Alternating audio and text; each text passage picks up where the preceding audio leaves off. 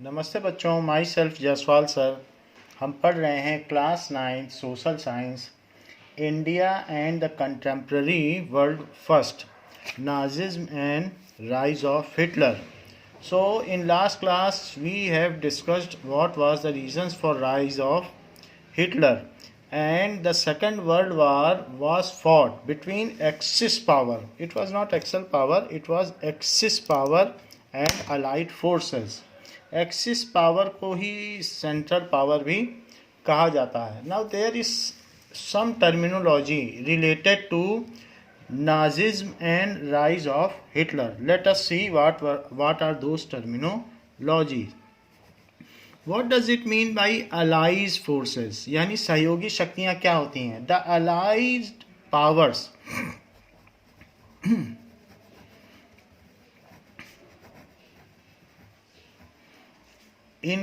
initially led by UK and France. So initially led by United Kingdom, that is Great Britain, United Kingdom and France. ये Germany के खिलाफ लड़े थे, France. Later on USSR, United socialist Russia and USA, United state of America, both were joined it. So later on USSR and United Soviet Socialist Republic and USA, United States of America, also joined.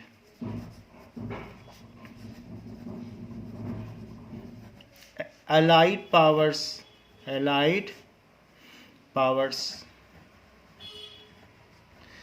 they fought against Axis power.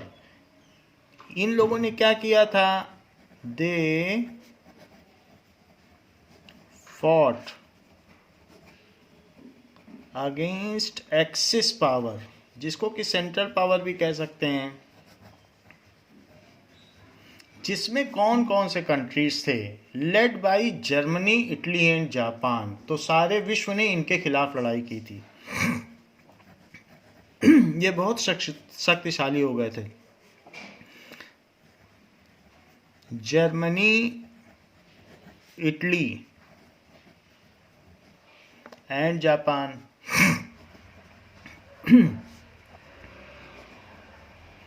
The world war was of a duration 39 to 45. जब 45 पर Hiroshima और Nagasaki पर atomic bomb blast किया गया, उसके बाद ये world war 2 ख़त्म हो गया, क्योंकि अमेरिका ने तब तक एटम बम बना लिया था और किसी और कंट्री ने नहीं बनाया था. So due to that blast it has concluded. तभी ये वर्ल्ड वार 2 वहीं पर ख़त्म हुआ और इसमें इन सभी की हार हुई. Now genocidal, what does it mean by genocidal? Genocidal, killing on large scale of a large section of people on basis of gene. Killing people on large scale on basis of gene भी कह सकते हैं. अगर आप race कहना चाहें कि कौन कहाँ का है, सो उसके बेसिस पर, कि ओरिजिन कहाँ है, उसके बेसिस पर ज्यूज मारे गए. So millions of Jews were killed, so on the basis of race, so it is called genocide. उनका जीन के बेसिस पर. साइड का मतलब हत्या. साइड का क्या मीनिंग होता है? जीन का कत्ल करना. Side mean killing. जैसे बैक्टीरियोसाइड होता है तो बैक्टीरिया किल करने के लिए, वायरोसाइड वायरस को किल करने के लिए, वैसे ही जीनोसाइड है. Now what is reparation? War reparation हमने पढ़ा था. So it is reparation, it means compensation.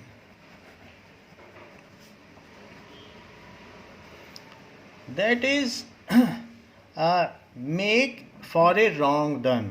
It is called make for a wrong done. So Germany was held responsible for First World War and even for Second World War. So east Germany and west Germany, फिर उसके बाद तो इसके दो टुकड़े ही कर दिए गए जब ये फिर यही रिस्पॉन्सिबल पाया गया सेकेंड वर्ल्ड वॉर में. सो ईस्ट एंड वेस्ट जर्मनी कर दिए गए. बाद अभी कुछ सालों पहले फिर से यूनिफाइड हो गया है. So a large amount of money is to be paid to allied forces by Axis power as a war reparation. What is hyperinflation?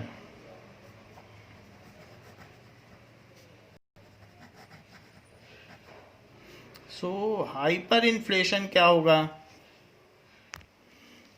So it is a situation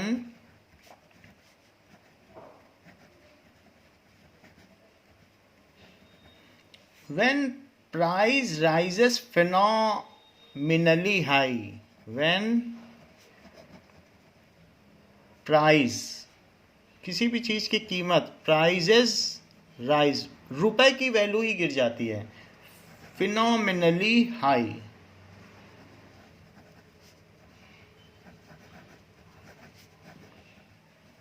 It is devaluation of money. पैसे की कोई कीमत नहीं रह जाती है.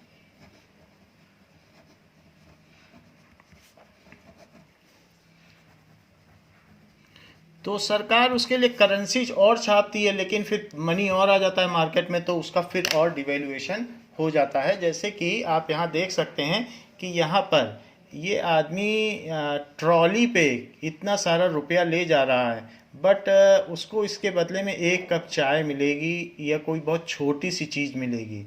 So this is a kind of devaluation in money. This much money in trolley is carried out for sake of getting a very small amount. There are the certain things कि सड़कों पर नोट पड़े हैं और उस पर झाड़ू मारी जा रही है. It is a kind of hyper inflation. Otherwise there are some children. This much money is there that the children of house are playing with it. Otherwise it can purchase a very little amount of thing. Purchasing power of money drops. Such is called hyperinflation. Now what is depression? महामंदी क्या होती है?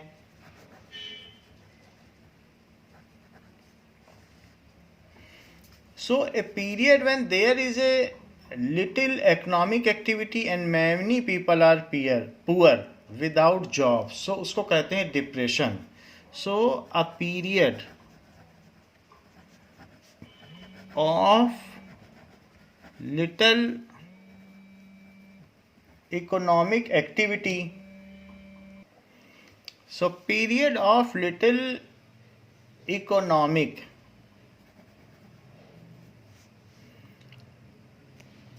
Activity, जिस समय economic activity ना चल रही हो उसको कहते हैं महामंदी. And many people are poor और without job.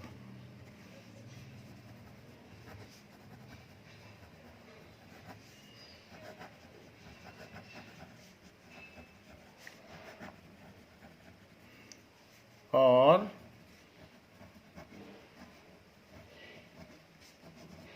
without job, this is a kind of depression, mahamandi. Now what is proletarianization? So what does it mean by proletarianization?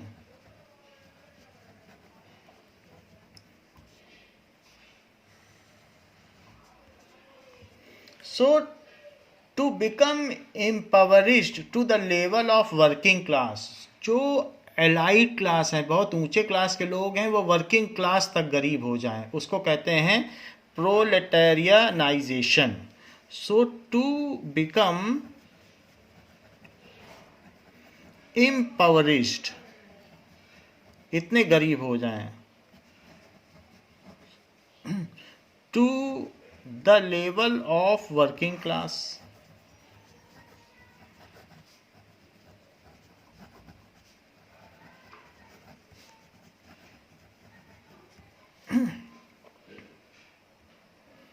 what does it mean by Wall Street Exchange?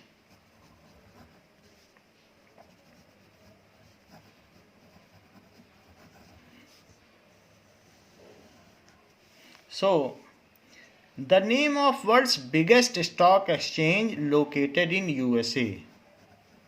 The name of, जहाँ share market सबसे बड़ा हो तो America में ऐसा है. The name of biggest, जैसे हमारे यहाँ बॉम्बे स्टॉक एक्सचेंज है, BSE है, निफ्टी है जापान का, वैसे वहाँ पर वॉल स्ट्रीट एक्सचेंज है. The name of biggest stock exchange of world.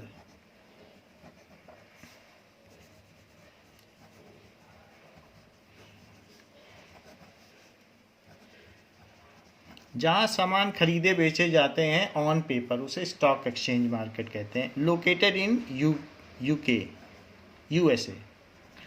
Located in USA. This is wall street exchange. यहीं पर डिप्रेशन आया. Now this is wall street exchange in USA. तो USA में वॉल स्ट्रीट एक्सचेंज की ये building है. Next is propaganda. What does it mean by propaganda?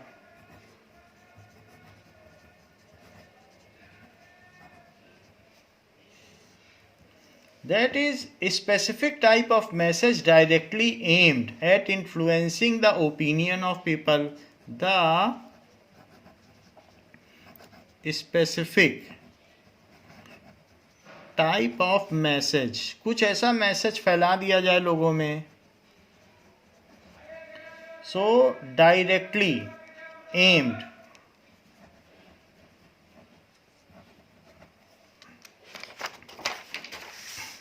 Eight influencing the people.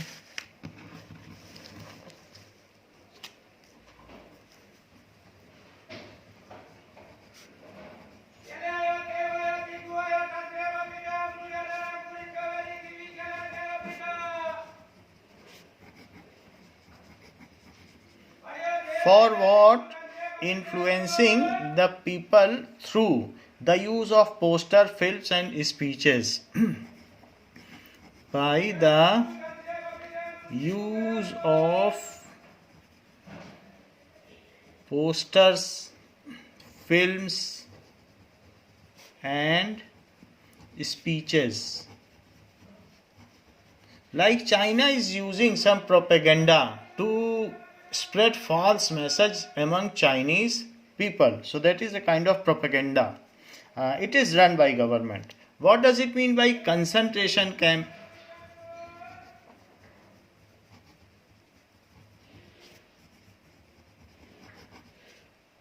Concentrate कर दिया जाए, किसी को एक जगह रख दिया जाए. A camp where people were isolated and detain, जैसे जेल हो. सो अ कैंप, कैंप का मतलब प्लेस. जैसे कि पोलैंड में ऐसा किया जर्मनी ने या हिटलर ने. So a camp where people were isolated. Germany की कैपिटल बर्लिन है. वर आइसोलेटेड एंड डिटेन्ड, उनको नज़रबंद कर दिया गया. Without due process of law, क्योंकि जुडिशरी भी हिटलर के हाथ में थी. Without due process of law. Typically it was surrounded by electrical bar bed wire fences, जिससे कोई बाहर ना आ सके.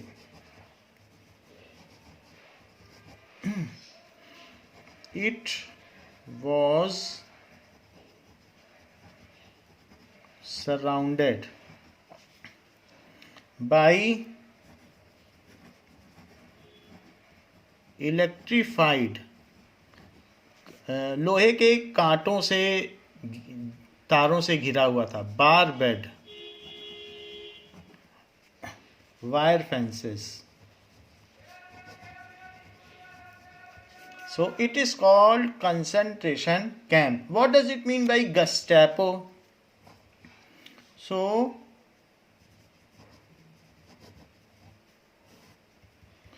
it is a secret state police in Nazi Germany, जो डिटेन करती थी लोगों को, डिटेक्ट करती थी कि कौन ज्यूज़ हैं, कौन ब्लैक हैं, कौन जिप्सी हैं. तो वो ऐसी पुलिस को, जो सीक्रेट पुलिस थी, गस्टैपो कहा जाता था. Secret state police in Nazi Germany.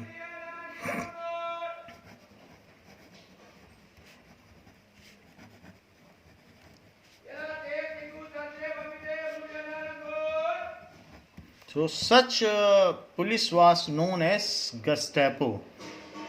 What does it mean by Nordic? German Aryans.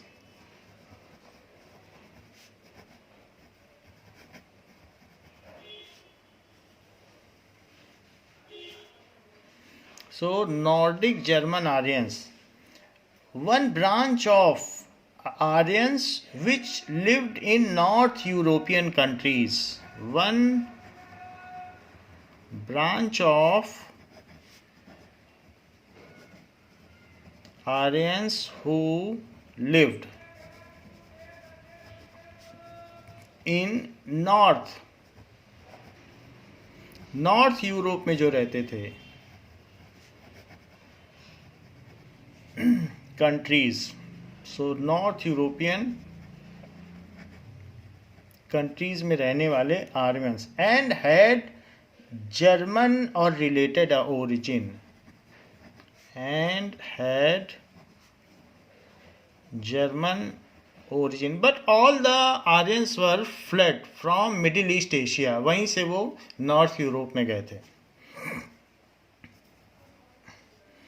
तो जर्मन ओरिजिन का मतलब बस जर्मन में पैदा हुए थे, गए तो सारे आर्यंस वहीं से ही थे, मिडिल ईस्ट एशिया, बट वो उसको नॉर्थ यूरोपियन मानते थे. तो नॉर्डिक आर्यंस का मतलब superior.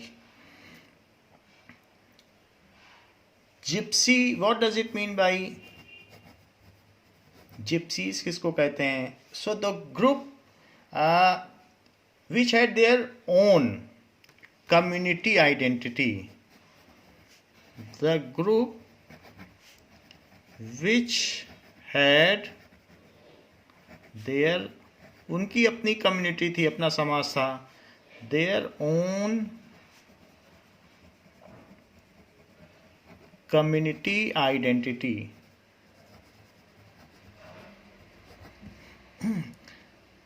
Now Romans were also of such communities, and many of Indo Europeans, जो इंडिया से गए थे, उनको भी जिप्सीज कहते थे. So Romans and Indo European were also regarded of such communities.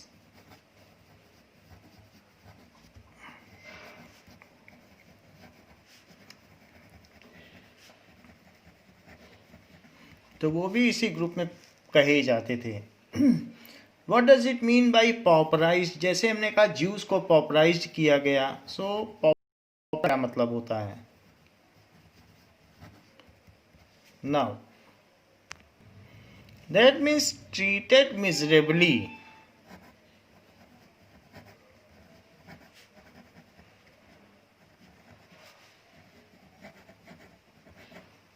That is reduced to absolute poverty.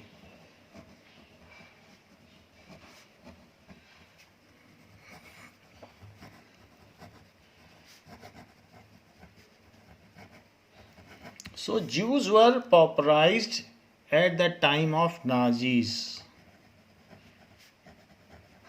उनको marginalised भी कर दिया, मेन सोसाइटी से हटा दिया. And pauperized in Nazi Germany. वो जर्मनी का एक अलग ही दौर था, इसलिए उसे नाजी जर्मनी कहा जाता है।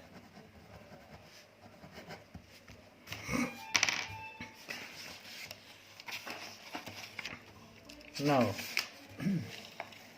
What is persecution? किसी चीज को परसिक्यूट करना का क्या मतलब होता है?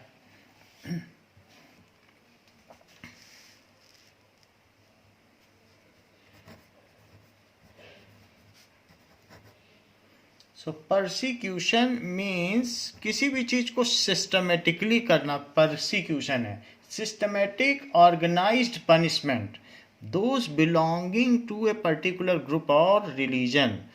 उसको पहले तो उन्हें मार्जिनलाइज किया गया, फिर कंसंट्रेशन कैंप में डाला गया, फिर उसके बाद उनको गैस चैम्बर में ले जाया गया।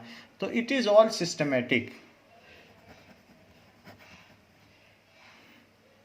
Systematic organised punishment.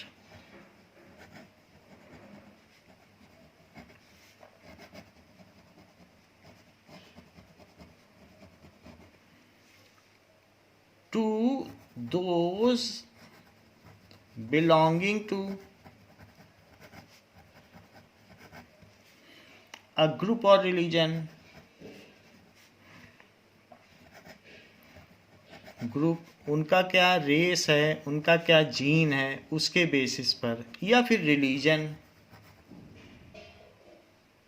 उसके बेसिस पर अगर कोई करता है तो परसिक्यूशन माना जाएगा, उनको मार देना। It is called persecution. Now, usurers, what does it mean by usurers? That is money lenders charging excessive interest, often used as a term of abuse. So, money lenders. So, ऐसे money lenders, ऐसा Jews को बोला गया कि वो usurers हैं। Charging excessive interest,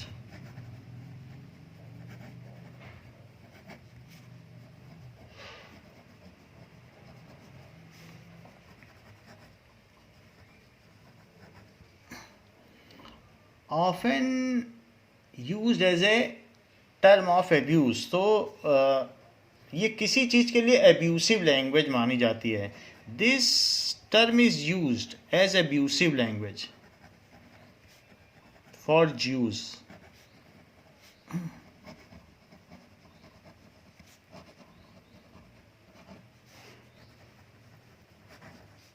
यहूदियों के लिए इसका इस्तेमाल किया गया। ना उनका जो रिलीजन होता है, उनका जो रिलीजियस प्लेस है, उसे सिनागॉग कहते हैं। What does it mean by synagogue? वो प्रकृति के पुजारी होते हैं। साइनागॉग।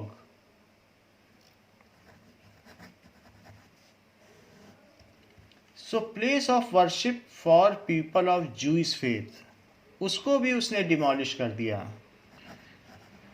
Place of worship for people of Jewish faith.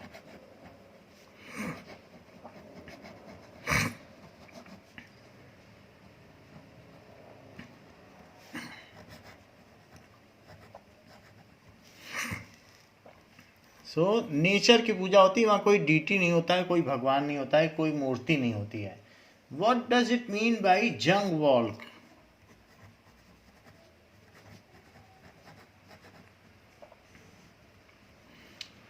So Nazi youth groups for children below 14 year of age are known as Jungvolk. Nazi youth group, उनका नाम ही था जंग वॉल्क। उनको नाजिज्म की ट्रेनिंग दी जाती थी, एथिक्स बताई जाती थी। Group below 14 years as.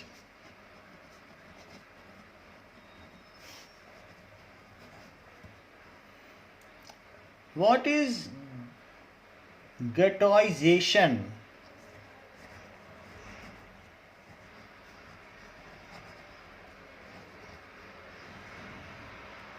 So what does it mean by ghettoization? Area occupied by segregated group in Nazi Germany, जो वो रहने लगे कंसंट्रेशन कैंप में या वो जहाँ पर रहने लगे वो गेटोइजेशन कहा गया. So area occupied by segregated या isolated group.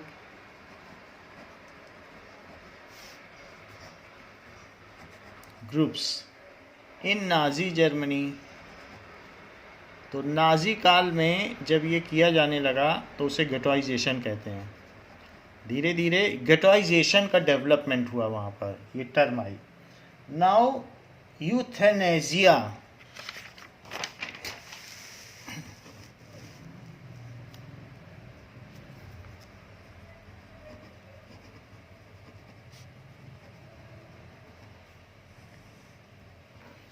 So practice of killing a person without pain.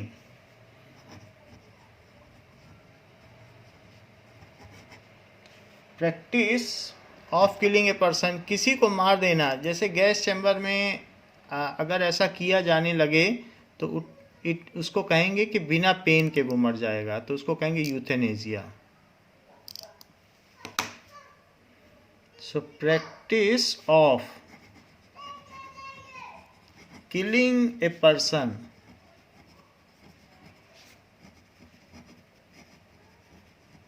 without pain. और उनको ये भी बताया जाता था कि हम आपकी मुक्ति के लिए ले जा रहे हैं, ये नहीं कहा जाता था कि किलिंग के लिए ले जा रहे हैं. So you will get the permanent solution, you will be freed for, ऐसे ऐसे टर्म्स यूज़ किए जाते थे. किलिंग वर्ड नहीं यूज़ किया जाता था. तो the term permanent solution is used for killing them. तो इस तरीके से भी ये जो परसिक्यूशन है उसको एग्जीक्यूट किया गया, इनकॉर्पोरेट किया गया.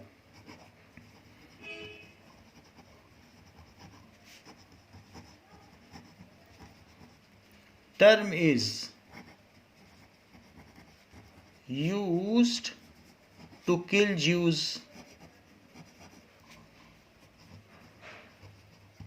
Now, there is also a timeline for whatever events held in Nazi Germany. So, August 1914, first world war began. ये हम जानते हैं 14 से 18 तक चला था और ये नवंबर 18 तक चला था. सो फर्स्ट वर्ल्ड वॉर शुरू हुआ. तो हमने ये देखा था कि किस तरीके से ऑस्ट्रिया हंगरी के जो फर्डिनेंड थे वो मार दिए गए थे सर्बिया में, और उसके बाद ये शुरू हुआ था. Now next is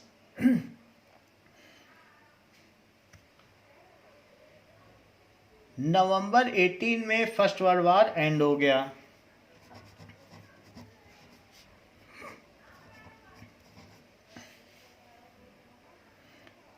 ending of war.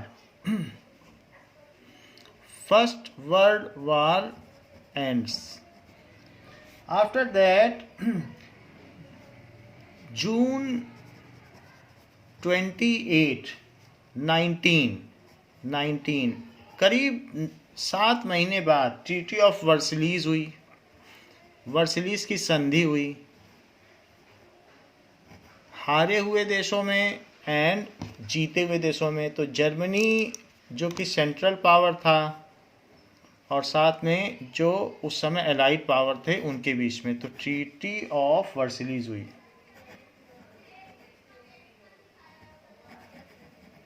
After that जब ट्रीटी ऑफ वर्सलीज हुई फिर वो 1920 में जनवरी में फिर वो इन एक्शन आई. 6 महीने बाद वो एक्शन में आई. नाउ एक और भी मेन डेट है जनवरी 30 में. ये मेन डेट है 1933, जो कि हम कहते हैं कि ग्रेट डिप्रेशन के बाद का समय है. 32 के बाद जो ग्रेट डिप्रेशन है. Hitler became chancellor of Germany. ये भी बड़ी महत्वपूर्ण डेट है। Adolf Hitler became, that is supreme power of government, chancellor of Germany. उस समय चांसलर कहा जाता था। सो चांसलर ऑफ जर्मनी। और 3 महीने बाद ही उसने मार्च में एक पावर लाया और उसने वहाँ डिक्टेटरशिप लागू कर दी। एंड नाउ सितंबर 39 में वर्ल्ड वॉर सेकेंड कैसे शुरू हुआ? सो सितंबर 1 1939। सो 45 तक हिटलर रहा। 33 से 1919 से पहले तो उसने ज्वाइन किया, और ज्वाइन करने के बाद नाजी पार्टी। सो उसके बाद वो 45 में उसने अपने आप को गोली मार ली। तो ये जो नाजी पार्टी, इसको कहते हैं national socialist German workers party. तो 1919 से 45 तक हिटलर उसका सदस्य रहा। और इसने सितंबर 1939 में जर्मनी इन्वेडेड पोलैंड। इसी से सेकेंड वर्ल्ड वॉर शुरू हुआ। इन्वेडेड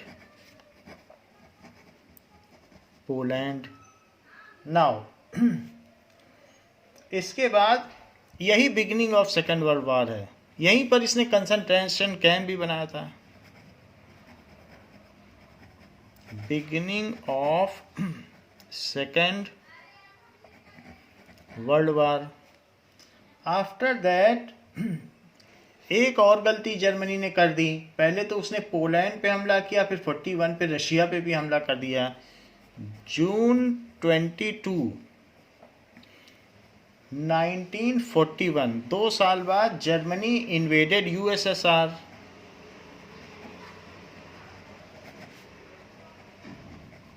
उस पर भी आक्रमण कर दिया।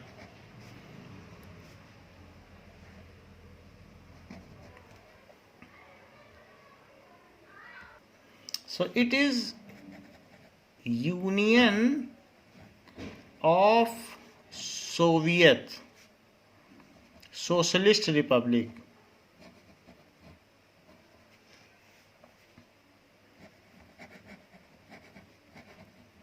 सो इसको रशिया कहा जाता है। शुरू में इसमें कई कंट्रीज थे, चेकोस्लोवाकिया और बहुत सारे थे, बट धीरे धीरे फिर ये टूट गया और अभी रशिया इसके मेन है। बाकी और भी दूसरे कंट्रीज अलग अलग हो गए हैं। तो उस जर्मनी ने इस पर भी हमला कर दिया।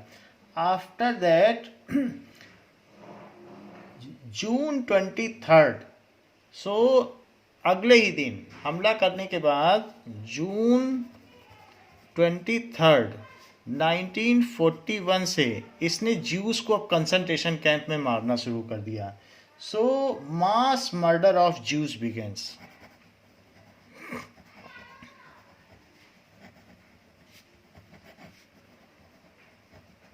पोलैंड में रखा गया था। पोलैंड में फिर जब इसने हमला किया वहीं मारना शुरू कर दिया।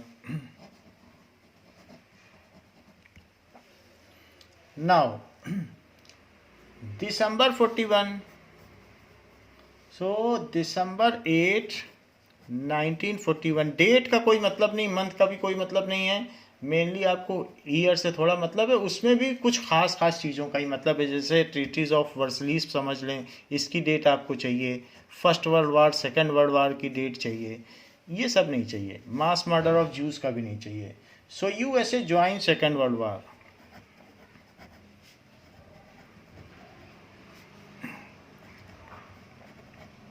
सो यूएसए ने बाद में फिर इसमें 2 साल बाद ज्वाइन कर लिया।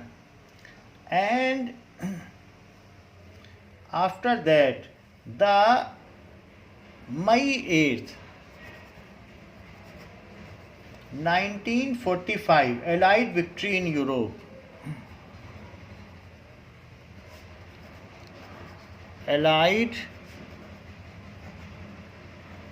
victory in Europe।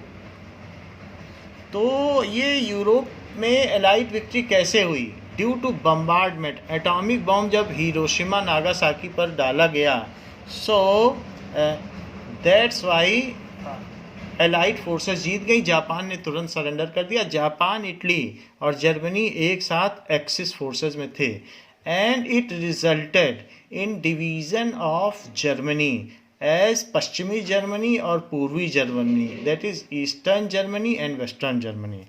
It resulted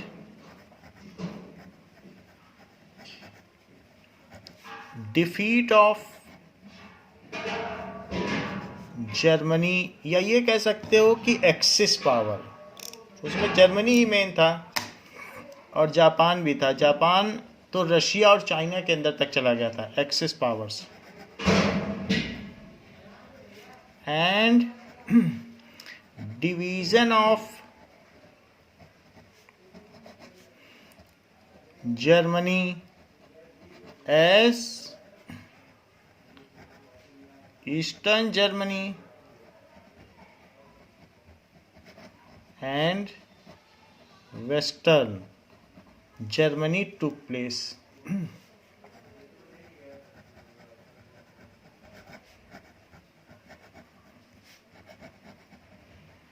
Adolf Hitler committed suicide.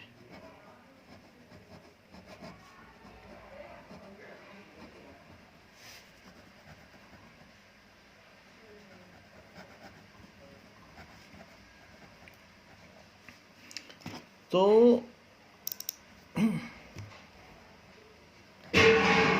इसने अपनी फियांसी से शादी की, जो शादी 40 घंटे तक चली। शादी करने के 40 घंटे के बाद उसने उसको भी गोली मार ली और खुद को भी।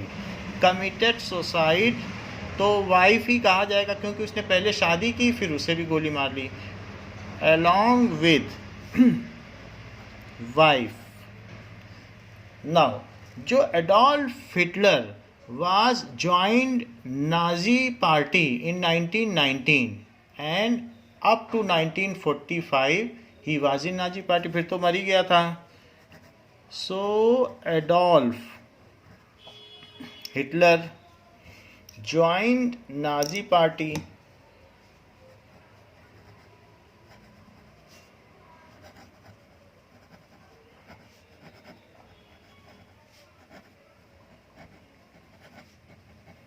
in 1919 and was in Nazi party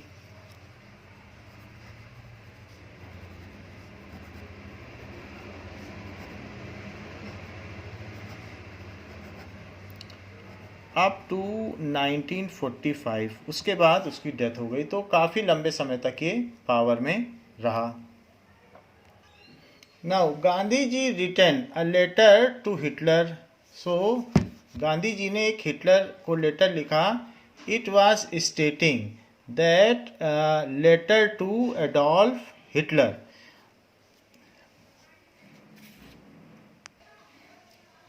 Now, letter to Adolf Hitler.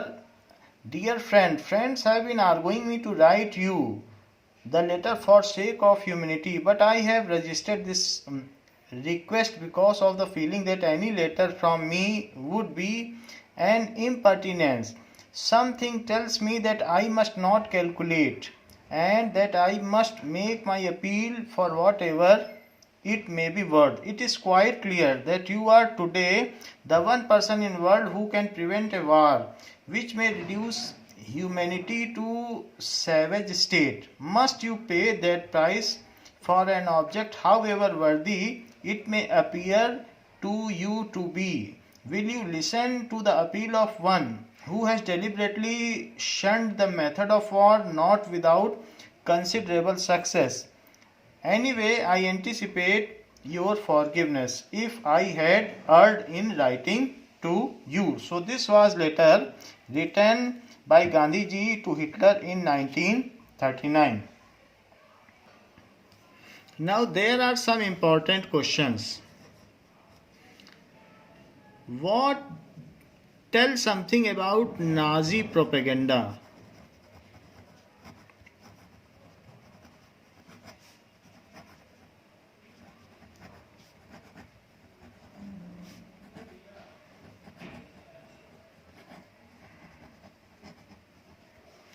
So how are the Nazis trying to mobilize different section of population? How are Nazis trying to mobilize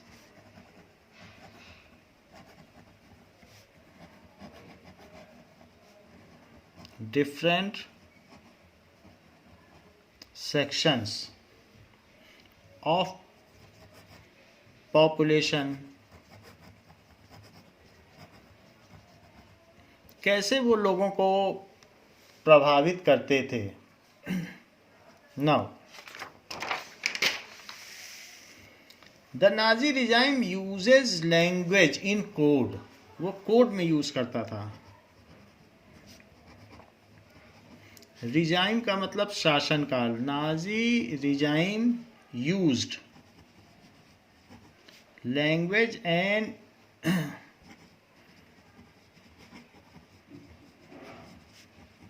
in code. So he used media with great care and often to great effect. So they used media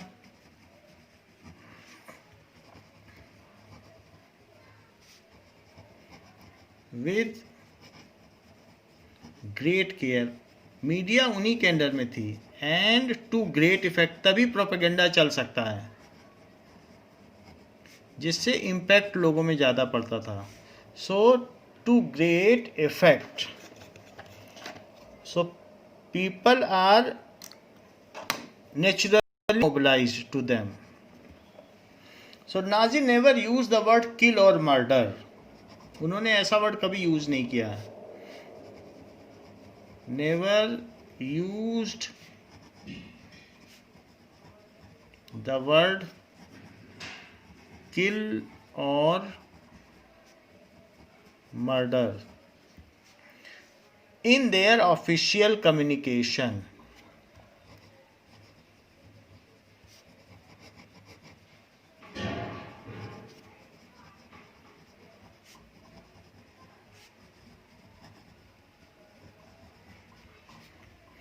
So they used it, the term special treatment. Instead they used.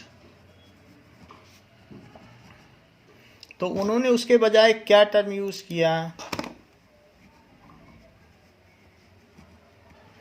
The terms as की special treatment देने जा रहे हैं. That is special treatment. So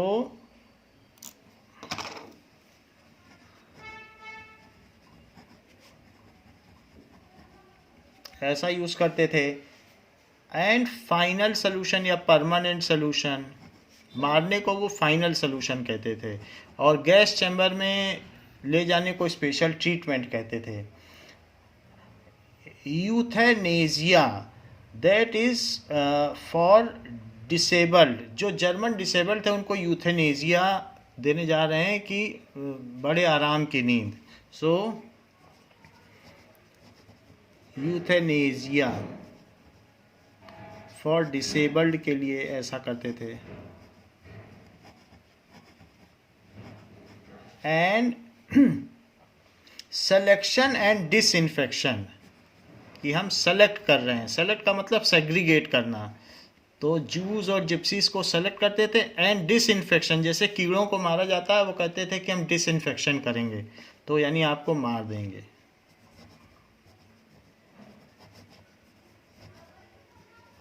So such words are used. Media was carefully used to win the support for regime and popularize its worldview. So media was used to popularize regime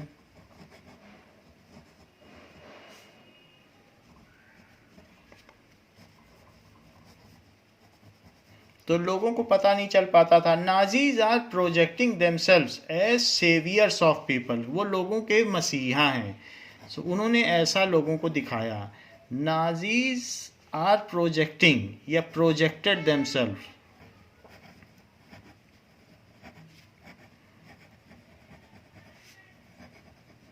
as saviours. Saviours का मतलब मसीहा होता है। So saviours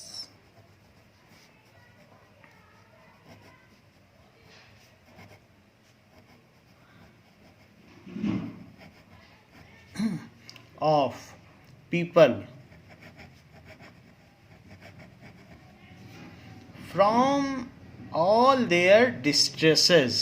उनकी anxiety, fear, dreadfulness सबसे वो छुटकारा दिलाएंगे। फ्रॉम ऑल देयर डिस्ट्रेस, और उनको वॉल्क्सवैगन कार दिला देंगे गरीबों को। फ्रॉम ऑल देयर डिस्ट्रेसेस, ऐसा उन्होंने प्रोजेक्ट किया। They are trying to convince people that only Nazism would bring prosperity and improve general well-being. So they are trying to convince people that only Nazism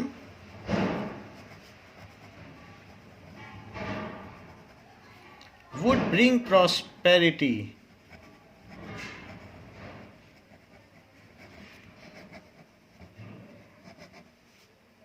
कि इसी से ही संपन्नता आएगी and improve general well being.